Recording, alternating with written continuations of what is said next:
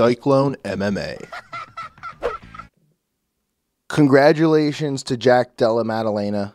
You pieced up the champion. You took the belt. You outboxed the shit out of him. Your takedown defense looks amazing. You did everything you needed to do to win this fight.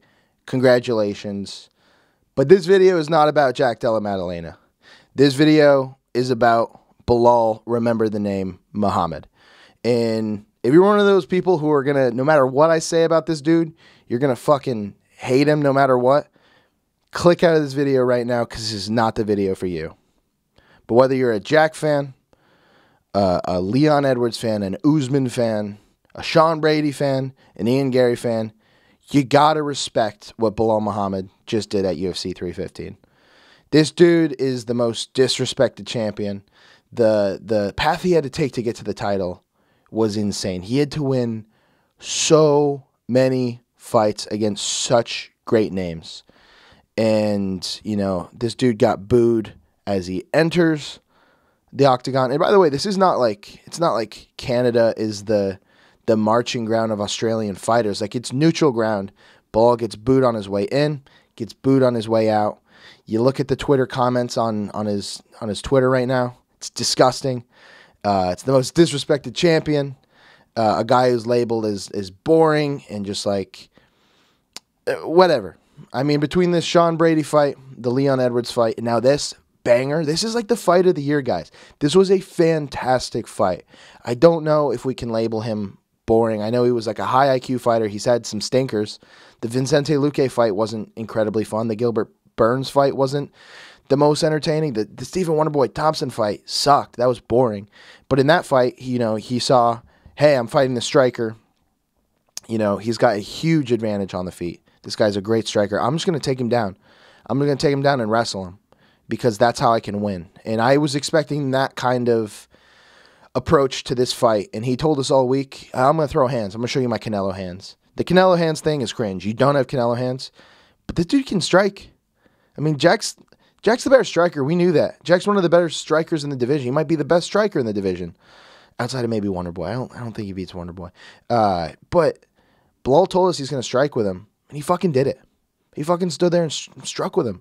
He didn't really spam takedowns until later in the fight. And even still, it wasn't one of those where you get hit and you're like desperation takedowns. Like he wasn't like spamming them. He was just throwing them occasionally. He was 3 for 9 on takedowns. Jack Della Maddalena's takedown defense was really good, so that's part of it. But it's also like seeing Belal in person live. Like, I was in the arena. Seeing Belal not shoot for takedowns, I was going, oh my God, this guy, he told us he's going to strike with this guy. He's fucking doing it. An absolute war. But credit to both guys. Credit to both guys. The reason I'm making this video about Belal is the disrespect the guy gets. I feel like we got to remember the name, guys. This reminds me of the Tyron Woodley, the Tyron fight where he was on a losing streak and they were boring fights. It was like the Colby fight and the Usman fight, and there was another one that just maybe the Edwards. Was it Edwards? I'm trying to remember. And he was just on this, like, people were calling him Tyron the Frozen One Woodley. And then he came out against Vicente Luque, and he just went out on his shield. He just threw and, like, rocked him and eventually got finished. It reminded me of that. It seemed like Belal Muhammad was trying to prove a message. I think he was sick of the boos. I think he was sick of being labeled as a boring fighter. And he said, you know what? I believe in my hands. I believe in my striking. I'm going to give the crowd something to cheer for. And to see him get booed on the way out after a gutsy performance like that, where he split his lip in half, he's got a gash on his eye, that sucks, dude. The way we treat fighters sometimes really sucks, whether you like the guy or not. I mean, I don't like Sean Strickland, but if I attended a fight where he had a blood and guts war with someone and stood toe to toe and gave the fans an absolute banger, I'm clapping for that dude. Remember the name, guys. He was a champ. He didn't defend the belt. He's a good fighter. And he gave us something to cheer for with a potential fight of the year at UFC 315.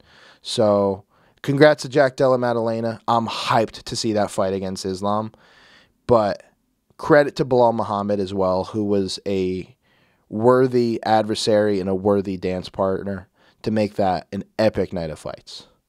So I'm about to make a video on the UFC 315 recap because that was a sick card. It's my first ever card I've seen live in person.